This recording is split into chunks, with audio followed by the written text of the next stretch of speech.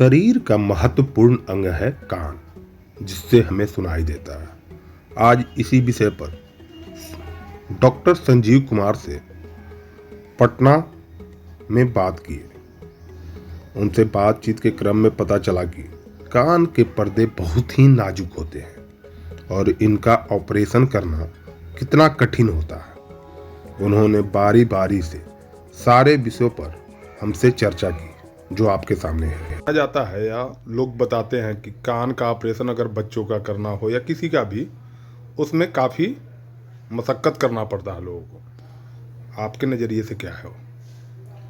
देखिए, कान के पर्दे का ऑपरेशन, कान बहना, सुनाई में कमी, ये सब के कान का ऑपरेशन किया जाता है।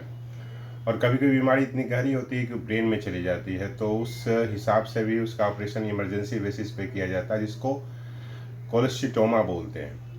लेकिन ये तो एक डेंजरस बीमारी के ग्रेड में आता है। लेकिन उसके नीचे आप आ जाइए तो सुनाई नहीं देना, कान के पर्दे में छेद, बार बार कान बहना, और कभी कभी कान का पर्दा इंटैक्ट है लेकिन वाइब्रेशन जो होता है, छोटी छोटी कान की हड्डियां होती है जो वाइब्रेट नहीं कर पाती, इसको ओटोस्क्लेरोसिस बोलते हैं। उसके कारण इस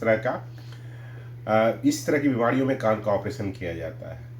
अब कान के ऑपरेशन की दो विधि अभी मोटे तौर पे एग्जिस्ट कर रही है। एक माइक्रोस्कोपिक विधि है जो पुराने जमाने से चली आ रही है, और एक इंडोस्कोपिक विधि है।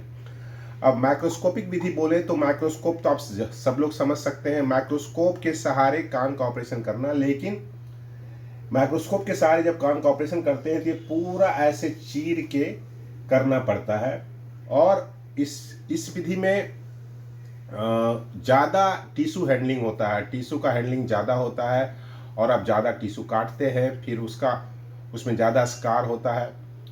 और एक इंडोस्कोप की विधि से है। तो इंडोस्कोप अगर माने कि ये इंडोस्कोप है, तो ये इंडोस्कोप यहाँ से हम ऐसे घुसा के इसी रास्ते से हम करते हैं ऑपरेशन।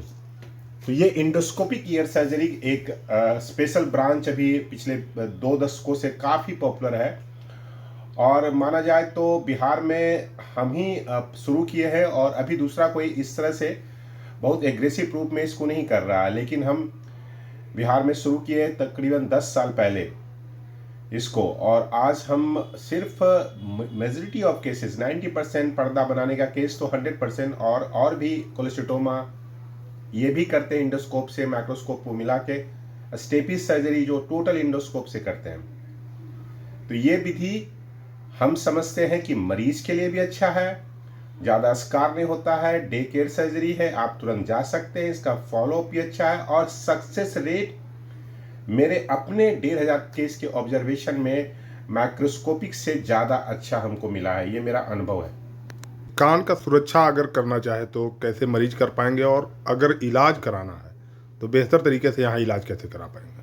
देखिए, कान का 2 ही काम है, एक सुनाई देना, और एक बेसिकली कह लें कि बैलेंस के लिए उसको यूज़ किया जाता है।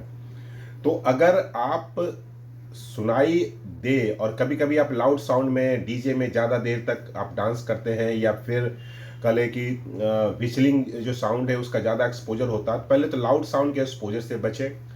उसके बाद कान के पर्दा थोड़ा कमज़ोर होता है तो किसी भी फॉरेन बॉडी से, किसी भी मैच स्टिक से कान को ज़्यादा इरिटेट ना करें या मैनिपुलेट ना करें। बिना किसी एडवाइस के कोई भी दवा कान में ना डालें। कभी कभी ऐसा होता है कि आप कोई दवा कान में डाल लिए, काउंटर से लेके फंगस हो गया, फफूंदी हो गया, 2 दिन दवा डाले, बीमारी और बढ़ गई। तो कान की बीमारी में किसी भी बिना डॉक्टर से सलाह लिए आप कोई भी दवा ना डालें। तेल डालना हम समझते हैं वर्जित है, पुराने ज़माने में लोग ऐसा करते थे, लेकिन हम समझते हैं वर्जित, क्योंकि इससे फंगस की संभावना बढ़ती है।